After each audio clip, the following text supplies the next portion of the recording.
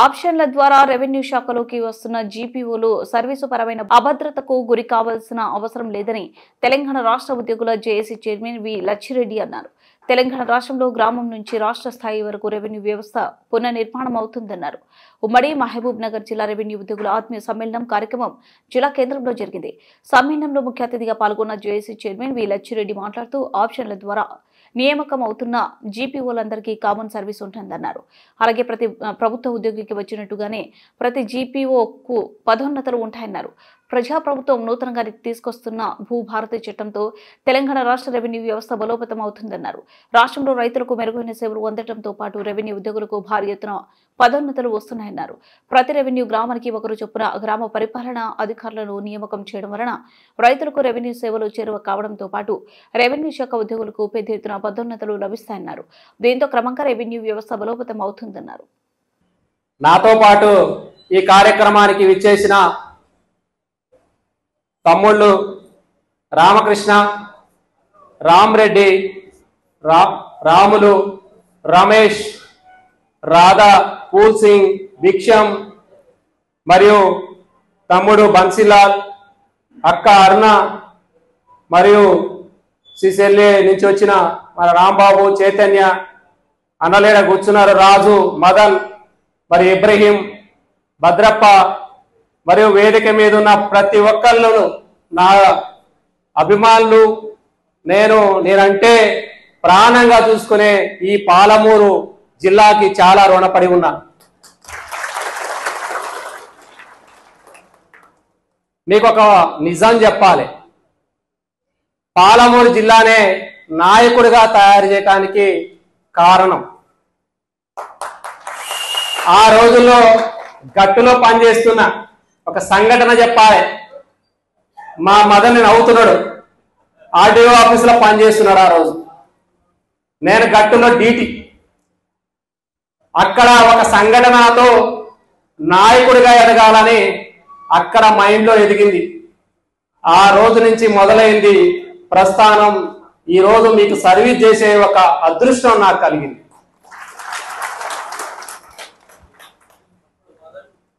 ముందుగా కొన్ని విషయాలని మీకు బోరు కొట్టించాలంటే కొన్ని విషయాలు చెప్తా. ఎందుకంటే చాలాసేపు అయింది, మన మిత్రులందరూ మాట్లాడారు. అన్ని చేసిన విజయాలు కావచ్చు, చేయాల్సిన బాధ్యతలు కావచ్చు, అన్ని నా మీద పెట్టారు. అన్ని వింటనే ఉన్నా. అంటే ఇప్పుడు ఇక్కడ కూర్చున్నవాడికి బాధ్యతలు చాలా పెరుగుతాయి. చూసిరు కదా ఎన్ని స్లిప్లు వచ్చినాయో. అంటే అంత బాధ్యతలు పెరుగుతూ ఉన్నాయి. అయినా కూడా నేను సంతోషంగా స్వీకరిస్తాను. ఎందుకంటే ఒకటి అనుకున్నా, నా రెవెన్యూ శాఖకి నేను ఉన్నంత వరకు ఎంతో కొంత ఖచ్చితంగా ప్రతి ఒక్కరూ గుర్తుండేలా చేయాలన్నదే నా తాపత్రయం. అది చిన్న ఉద్యోగి నుంచి పెద్ద ఉద్యోగి వరకు ప్రతి ఒక్కరికి న్యాయం చేయాలి, ప్రతి ఒక్కరికి న్యాయం జరిగేలా చూడాలనేది నా యొక్క లక్ష్యం. ఆ లక్ష్యంతోనే పాలమూరు నుంచి బయలుదేరిన ఈ రోజు రాష్ట్ర రాజధానిలో మన హెచ్ఓడి కమిషనరేట్లో నేను ఉన్నా. ఒక లచ్చన్నగా 24 గంటలు సర్వీస్ అందుబాటులో ఉండడానికి రెవెన్యూ శాఖలో ఎక్కడైతే హెచ్ఓడి ఉంటుందో అక్కడ అందుబాటులో ఉండడానికి ఉన్నా. ఎవరొచ్చినా, ఏ చిన్న ఉద్యోగం వచ్చినా, ఎవరికి ఇబ్బంది ఉన్నా నా దగ్గర రావడానికి అందరికీ అవకాశం ఇచ్చిన. అంతేకాదు, ఒక్కొక్కరికి ఇంకా సమస్యలు ఉన్నాయి. ఒక చిన్న ఉదాహరణ చెప్తా. ఈ మధ్య కాలంలో జరుగుతున్న సంఘటనలు. రెవెన్యూ శాఖ మొత్తం తీసివేయబడ్డది. ఈ ప్రభుత్వం రాకముందు రెవెన్యూ శాఖ ఇక అయిపోయింది, ఏం లేదు, రెవెన్యూ శాఖను మొత్తం తీసేసిరు అని అందరు నవ్వుకున్నారు. అందరు సంతోషపడ్డారు. నేను వెనక నుంచి నడుస్తుంది ఈ శాఖని ఎట్లా తిరిగి పునర్వైభవం దిశగా తీసుకువెళ్ళాలని అనుకుంటూనే చాలా సందర్భాల్లో దాదాపుగా 4.5 సంవత్సరాలు ఒక యజ్ఞంలాగా పనిచేయడం జరిగింది. శాఖను తిరిగి ఈరోజు 14-12 నెలల్లోనే శాఖను తిరిగి మనం ఎలా నిర్మించుకోగలిగినామో ఈ ప్రభుత్వం మనకి చేసిన గుర్తింపుని మనం మర్చిపోవద్దు. గౌరవ పెద్దలు ముఖ్యమంత్రి గారిని, గౌరవ పెద్దలు రెవెన్యూ మంత్రి గారిని మనం జీవితం ఉన్నంత కాలం, మన రెవెన్యూ శాఖ గుర్తున్నంత కాలం, రెవెన్యూ శాఖ ఉన్నంత కాలం, భూమి ఉన్నంత కాలం గుర్తుంచుకోవాల్సిన పెద్ద సమస్య ఇది, పెద్ద అవకాశం ఇది. ఎందుకంటే ప్రతి గ్రామానికి ఒక రెవెన్యూ అధికారిని నియమించడం అది ఒక సాహసోపేతమైన నిర్ణయం. గతంలో 5,500 ఉద్యోగాలు ఉండే, ఈరోజు 11,000 ఉద్యోగాలు ఉన్నాయి. మన కుటుంబంలో రేపు ఒక ఉద్యోగం రావచ్చు, తిరిగిపోయిన ఉద్యోగంలో మన కుటుంబంలో నియమించబడవచ్చు, మనం తిరిగి రెవెన్యూ శాఖలకు రావచ్చు. రావడానికి ఒక అవకాశం కల్పించిన ఈ పెద్దలని మనం గుర్తుంచుకోవాలి. ఎందుకంటే అవకాశం ఇవ్వాల్సిన అవసరం లేదు. ఈరోజు ధరణి పేరుతోని ఆన్లైన్లో వ్యవస్థతోని ఆన్లైన్లో చేస్తే సరిపోతుందని గ్రామీణంలో పనిచేసే ప్రతి ఒక్క వ్యక్తి ఉన్నాడు. వేరు వేరు శాఖల్లో పనిచేసే వ్యక్తులు ఉన్నారు. కానీ మన శాఖ అనేది డిఫరెంట్గా ఉంటుంది. ప్రభుత్వం అంటే రెవెన్యూ శాఖనే. ప్రభుత్వం అంటే రెవెన్యూ శాఖ కాబట్టి ప్రతి ఒక్కళ్ళు జిల్లా నుంచి రాష్ట్రం నుంచి గ్రామం వరకు కూడా రెవెన్యూ అధికారి ఉండాలని గుర్తించినారు. కాబట్టి ఈరోజు ప్రతి రెవెన్యూ గ్రామానికి ఒక రెవెన్యూ అధికారిని నియమించినారు. దానివల్ల ఏం జరుగుతుంది? ఏదైనా చీమ చిటుక్కున్నా, ఏ సంఘటన జరిగినా మేమున్నామని ప్రభుత్వానికి అలర్ట్ ఒక సిగ్నల్ ఇవ్వటానికి అవకాశం ఉంటుంది. ఆ అవకాశాన్ని గుర్తించిర్రు. మనం కూడా మన వంతు ఒక కొంత కృషి చేసినాం. ఆ కృషిలో భాగంగానే ఈరోజు రెవెన్యూ శాఖ తిరిగి పునర్వైభవం అయింది. అందరూ మర్చిపోవద్దు. అనుకోవచ్చు మాకేం జరిగింది అని, మాకేం వస్తుందని అనుకోవచ్చు. కానీ మీ కుటుంబంలో ఈరోజు అవుట్సోర్సింగ్ ఎంప్లాయీస్ కావచ్చు, ఏదైనా కూడా ఒక నిరుద్యోగికి ఉద్యోగంతో పాటు తిరిగిపోయిన చెట్టుకొక పుట్టకొకలున్న విఆర్ఓలు తిరిగి మన శాఖలోకి వచ్చారు, రాబోతున్నారు. వారికి ఒక ధర్మ సందేహం వచ్చింది. తమ్ముళ్ళు చాలా మంది వస్తుంటే మెసేజ్లు పెడుతున్నారు. ఈరోజు స్లిప్లో కూడా అయ్యే ఉన్నాయి. వాళ్ళ అర్థం కాని విషయం ఏంటంటే దానిని క్లారిటీ ఇవ్వాలి. ఆ క్లారిటీ ఇచ్చేవాడిని ఒకే ఒక వ్యక్తిని నేను. నాకు తెలుసు అందరు అపోహలు ఉన్నారు. సార్ మేము ముందుకు రావాలా, వెనక్కి పోవాలా, ఆప్షన్ ఇవ్వాలా, వద్దా, డిపార్ట్మెంట్కి రావాలా, వస్తే మా పరిస్థితి ఏంది, మా భవిష్యత్తు ఏంది, మేమేమనుకుంటున్నాం, మాకు ఇంత అన్యాయం జరిగింది, ఆల్మోస్ట్ 14-15 సంవత్సరాలు చేసినాం, మాకు ఇంకా అన్యాయం జరిగింది, మా అన్యాయానికి లచ్చన్న ఏం సపోర్ట్ చేయటం లేదు, ఇంకా అన్యాయం చేస్తుండని కొంతమంది అపోహల్లో ఉన్నారు. తమ్ముళ్ళకి ఒకటే చెప్పగలను, అవన్నీ అపోహలు మాత్రమే. ఒకే ఒక వ్యక్తి, ఒకే ఒక మనం అనుకోవాల్సింది కూడా మనం పర్సనల్గా సెల్ఫ్ రెస్పెక్ట్ ఉండాలి. సెల్ఫ్ రెస్పెక్ట్ ఫస్ట్ ముఖ్యం. మనం ఏ కారణం చేత బయటకు పంపించారు, మనం ఏ కారణం చేత బయటకు వెళ్ళినాం, ఏ కారణం చేత రెవెన్యూ డిపార్ట్మెంట్లకు వెళ్ళాం, ఏ డిపార్ట్మెంట్ వదిలి వేరే డిపార్ట్మెంట్లకు వెళ్ళాం. పెడితే తిరిగి వచ్చిన ప్రభుత్వం ఒక ఎగ్జామ్ పెడితే తిరిగి వచ్చిన ఏ ఎగ్జామ్ లేనా కాంపిటీషన్ ఉంటుంది. 11,000 మందికి అప్లై చేసిన వాళ్ళు 6,000 మంది. ఇక్కడ కాంపిటీషన్ కనిపిస్తుందా? కాంపిటీషన్ కనిపిస్తుందా మీకు? 100 మార్కులు వస్తేనే ఎగ్జామ్ కాదు. మీకు ఉన్న అనుభవాన్ని, మీకు అపారమైన అనుభవాన్ని మీకు తెలుసు. మిమ్మల్ని గుర్తించడం కోసమే, మీ యొక్క గుర్తింపు కోసమే అది ఎగ్జామ్ తప్ప మిమ్మల్ని అవమానించినట్టు కాదు. అవమానించినట్టు ఎవరైనా అనుకున్నా కూడా అది తప్పు. రేపొద్దున గ్రామంలో వస్తే, గ్రామంలో ఎవరైనా ప్రశ్నిస్తే ఒకే ఒక ఆన్సర్, మేము డిపార్ట్మెంట్లో ఒక ముద్రపడి వెళ్ళినాం. డిపార్ట్మెంట్లో ముద్రపడి వెళ్ళిన తర్వాత ఈ ప్రభుత్వం మమ్మల్ని గుర్తించింది. ఈ ప్రభుత్వం మమ్మల్ని గుర్తించింది. ఎందుకు గుర్తించింది? ఆ రోజు అవినీతి ముద్ర వేశారు. మేము తిరిగిపోయిన తర్వాత ఏ శాఖలో కూడా మా మీద ముద్ర లేదు. ఆ ముద్ర లేదు కాబట్టే తిరిగి మమ్మల్ని రెవెన్యూ శాఖలకు తీసుకోవడం జరిగింది. అది కూడా కామన్ గా తీసుకోలేదు, మమ్మల్ని పరీక్షించి పరీక్ష పెట్టి తీసుకున్నారు. పరీక్ష పెట్టి వచ్చినాం మేము కాబట్టి అని జవాబు ఇవ్వడానికి ఒక సమాధానం ఉండాలని ఈ మధ్యలో ఒకటి పెట్టడం జరిగింది. అందరూ అనుభవం ఉంది, అందరూ రెవెన్యూ శాఖలకు రావడానికి వారికి ఒక తెలివి ఉంది, అనుభవం ఉంది, అందరూ వస్తారు. ఖచ్చితంగా దీంట్లో అందరూ వచ్చేటానికి మనం అందరం కూడా మీరు ధైర్యంగా ఉండాలి. మనోధైర్యంతో ఎగ్జామ్ రాయండి. 100% పాస్ అవుతారు. 100% ఉంది, ఇక్కడికి రావడానికి అవకాశం ఉంది. దానిని మర్చిపోండి. ఇక పోతే జీవోలో జీవోలో మాకు సర్వీస్ 0 చేసిర్రు. తమ్ముళ్ళకు తెలవాలి, ఏ శాఖలైనా మీరు ఒక శాఖకు పోయినప్పుడు 0 అవుతుంది. వేరు డిపార్ట్మెంట్ల మీద అక్కడ పనిచేస్తున్న వాళ్ళు జూనియర్ అసిస్టెంట్లు, సీనియర్ అసిస్టెంట్లు, అక్కడ క్యాడర్ ఉంటుంది. కానీ ఇక్కడ జీపీఓలో మీ ముందు ఎవరు లేరు. మీరు వచ్చే 6,000 మందే. మీ 6,000 మందిలో సీనియారిటీ అనేది గతంలో ఏముందో అదే ఉంటది. ఒక్కటి కూడా ఇంచి కూడా తగ్గదు. ఆ రోజు సీనియర్ ఉన్నోడు సీనియరే ఉంటాడు, జూనియర్ ఉన్నోడు జూనియరే ఉంటాడు. అంతే తప్ప అపోహలు పొందొద్దు. మరి ఏంటన్నా జీవోలో మాకు 0 సర్వీస్ అని ఉంది. ఎస్, మీరు వివిధ శాఖల్లో పోయిన తర్వాత డిఫరెంట్ శాఖలో పోయిన తర్వాత అక్కడ జూనియర్లు వేరు, సీనియర్లు వేరు, డిఫరెంట్ వేరు. కానీ అక్కడ అవకాశాన్ని బట్టి కొంతమందికి సీనియర్ అసిస్టెంట్లు అయ్యారు, కొంతమందికి ప్రమోషన్లు వచ్చినాయి.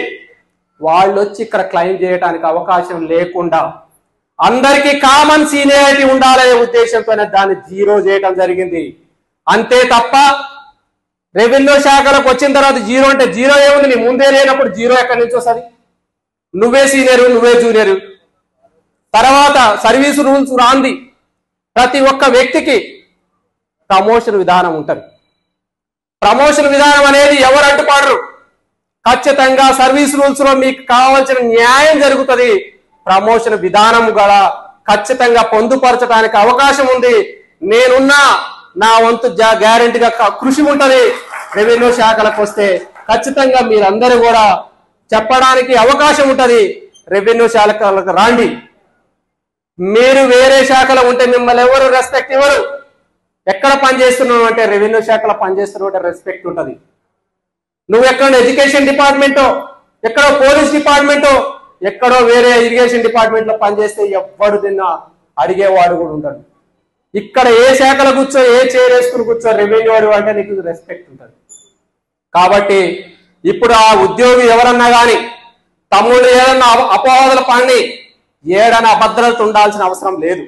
ఎందుకంటే ఇక్కడ జీపీఓగా వచ్చే ప్రతి ఒక్క వ్యక్తికి ప్రమోషన్ విధానం ఉంటది, ఖచ్చితంగా ఉండబోతుంది. అదే కాదు, విఆర్ఏలకు వచ్చేవాళ్ళు రికార్డ్ అసిస్టెంట్ పనిచేస్తున్నారు వేరు జిల్లాల నుండి, జూనియర్ అసిస్టెంట్ పనిచేస్తున్నారు వేరు జిల్లాల నుండి. మా పరిస్థితి ఏందన్నా, మేము ఎట్లా తిరిగి మా జిల్లాకు పోగలం?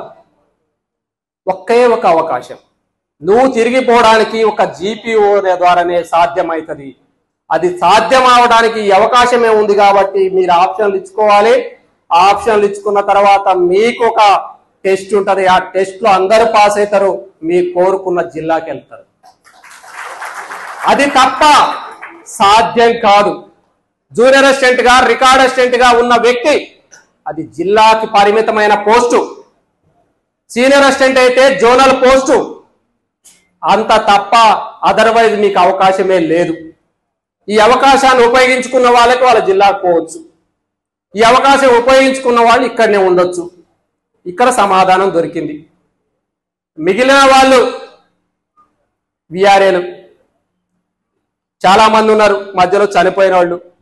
వాళ్ళకి అవకాశం ఖచ్చితంగా ఈ అవకాశం దాటిపోయిన తర్వాత చాలా ఖాళీలు ఏర్పడతాయి, వాళ్ళకు ఉద్యోగాలు వస్తాయి. ఎందుకంటే తమ్ముళ్ళకి 11,000 ఉద్యోగాలు క్రియేట్ చేయబడ్డాయి. 5,000 మీరు వస్తే 6,000 మంది నిరుద్యోగులు వస్తారు. అక్కడి నుంచి ఇక్కడికి వచ్చిన తర్వాత అక్కడ ఖాళీలు అయితే ఉద్యోగాలు వాళ్ళని నింపుతారు. 50-61 సంవత్సరాల వాళ్ళకు కూడా అవకాశాలు మెండుగా ఉన్నాయి. ప్రభుత్వం కూడా క్రమాన్ని తీసుకొని ఇంతమందిని ఈ స్టేజ్ మీద కూర్చోబెట్టి ఇన్ని గంటలు వివరించడానికి అవకాశం వచ్చింది. నేను చెప్పేది ఏంటంటే, మరీ ముఖ్యంగా ఇప్పుడు జీపీఓలుగా వచ్చేవాళ్ళు కావచ్చు, ఇక రెవెన్యూ శాఖల పనిచేస్తున్న వాళ్ళు కావచ్చు, ప్రజలకి మనం దగ్గర కావాలి, రైతులకి దగ్గర కావాలి. మంచిగా పనిచేసినప్పుడే శాఖ ఎప్పటికీ కూడా స్థిరస్థాయిగా మనము వైభవం వైపు ఖచ్చితంగా నడుస్తుంది. దాన్ని మన వంతు కృషి ఉండాలి. ప్రతి ఒక్కళ్ళని కూడా మంచిగా ప్రతి ఒక్కళ్ళని వచ్చిన సమస్యని పరిష్కరించే దిశగా ఉంటేనే గ్రామీణ స్థాయిలో భూ సమస్యలు పరిష్కరించబడితే రెవెన్యూ డిపార్ట్మెంటు ఎప్పటికీ కూడా స్థిరస్థాయిగా మిగిలిపోతుంది. భూమి ఉన్నంత వరకు రెవెన్యూ శాఖని ఎవరు టచ్ చేయలేరు. టచ్ చేయడానికి అవకాశం కూడా ఇవ్వకుండా ఈ రోజు గ్రామీణ స్థాయి నుంచి రాష్ట్ర స్థాయి వరకు అన్ని పోస్టులని అన్ని అవకాశాలు వచ్చేటట్టు నేను దగ్గరుండి ఖచ్చితంగా చేస్తున్నా కాబట్టి మీ ఆదరణ ఇంత ఉందని నేను మీ యొక్క అభిమానం ఇంత ఉందని నేను కోరుకుంటున్నాను. అంతేకాదు ఇంకేమైనా మర్చిపోయినా అట్లాంటి విషయాలు ఏమన్నా కూడా ఖచ్చితంగా నేను మీతోనే ఇంటరాక్ట్ అవుతా తీసుకుంటా. లాస్ట్కి ఒక్క మాట చెప్పి ముగించాలని అనుకుంటున్నాను. ఏం లేదు, ఎందుకంటే చాలా మంది అన్న ఏం చెప్తాడని వచ్చారు ఇక్కడికి. అందరికి సమాధానం వచ్చిందా? ఇంకేమైనా సమాధానం కోసం వెయిట్ చేస్తే మీరు లేచి చెప్పొచ్చు. ఏమన్నాలు మీరందరికి ఇంకేమైనా ఆలోచనలు? మా రాములు ఇందాక వచ్చేటప్పుడు పెద్ద మెసేజ్ పెట్టాడు, సారీ ఇగో వీళ్ళు ప్రశ్నిస్తున్నారు, ఈ సమాధానాలకి మీరు జవాబు చెప్పాలంట అని నాకు ఒక పెద్ద మెసేజ్ పెట్టిండు రాములు. అరే అలా మెసేజ్లే సమాధానం ఉంది కదా అని నేను అన్నా. సమాధానం ఒక్కటే కదా, తిరిగిపోయిన రెవెన్యూ డిపార్ట్మెంట్ తిరిగి వచ్చింది. సమాధానం ఉందా లేదా? ఏం సాధించిరే అన్నారు. ఇంకెంతకన్నా ఏం సాధించాలి? కంప్యూటర్ ఉద్యోగాలు లేని వాళ్ళకి క్రియేట్ చేయించిన 330 మందికి, ఇంకేం కావాలి? లేని పోస్టును 33 పోస్టులను క్రియేట్ చేయించినాం, ఇంకేం కావాలి? ప్రమోషన్ ఛానల్ క్లియర్ చేసినాం, ఇంకేం కావాలి? ఇంకేం కావాలి రాములు అని అడిగిన. ఇంకేం కావాలి? కొత్తగా ఉద్యోగాలు వచ్చినాయి. ఇంకా మీకు కూడా తెలియదు, అవుట్సోర్సింగ్ పిల్లలకు చాలా మందికి ఉద్యోగాలు పోతున్నాయి. వేరు శాఖల ఉద్యోగాలు తీసేస్తున్న క్షణంలో రెవెన్యూ శాఖకు తిరిగి 330 మంది పోస్టులు కంప్యూటర్ ఆపరేటర్ పోస్టులు వచ్చినాయి. గణని ఆపరేటర్లు ఇక తీసేస్తారా పోయి ప్రైవేటు ఏజెన్సీ నుంచి పీకేస్తారని అనుకున్న సందర్భంలో ఏజెన్సీని మార్చి కార్పొరేషన్ వైపు తీసుకొచ్చినాం. వాళ్ళకి రెగ్యులర్గా జీతం వచ్చేటట్టు చేసినాం. అదే కాదు, రాబోయే రోజులు అవుట్సోర్సింగ్ కూడా వాళ్ళకి నెల జీతాలు వచ్చేటట్టు, నెల శాలరీలు వచ్చేటట్టు కార్పొరేషన్కి ఖచ్చితంగా మనం కృషి చేసి వాళ్ళందరికీ కూడా నెల జీతాలు వచ్చేటట్టు, వాడికి ఉద్యోగ భద్రత వచ్చేటట్టు, వాళ్ళకి హెల్త్ కార్డులు వచ్చేటట్టు, ప్రతి ఒక్కరికి మనం వెల్ఫేర్ వచ్చేటట్టు కూడా చూసుకునే అవకాశం ఉంది. అదే కాదు, ఇక లాస్ట్ మీకు చాలా సందర్భాల్లో చెప్తూ ఉన్నా, కొన్ని ఉన్నాయి ఉద్యోగస్తులు అన్నాక కొన్ని ఉంటాయి. ప్రభుత్వంతో మనం బార్గెన్ చేయాల్సి వస్తుంది.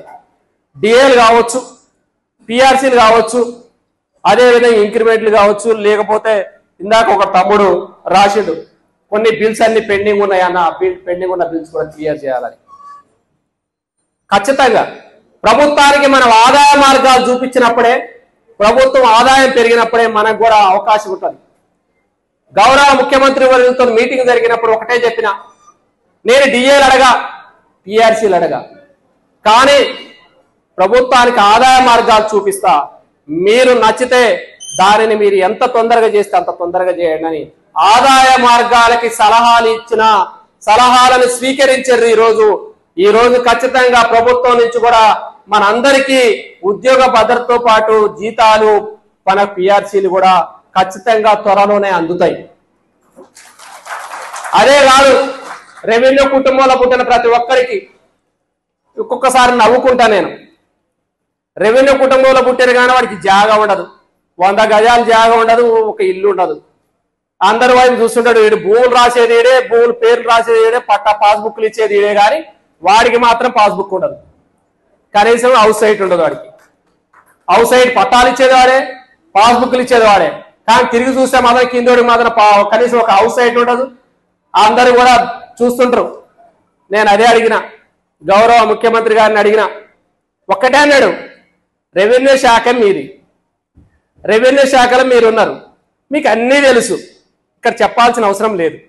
అన్నీ తెలిసినప్పుడు అదేదో మీరే చెప్తే ఆ పాలసీ, ఆ స్కీమ్ కూడా మీరే ఇంప్లిమెంటేషన్ చేసుకోండి అన్నాడు.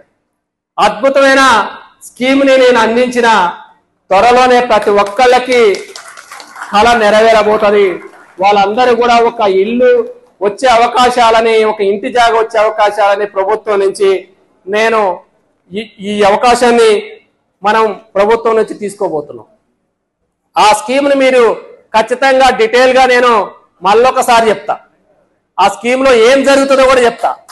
కాబట్టి దాని అందరికీ వస్తుంది. ఎట్లా వస్తుంది అని అంటే ఖచ్చితంగా వస్తుంది.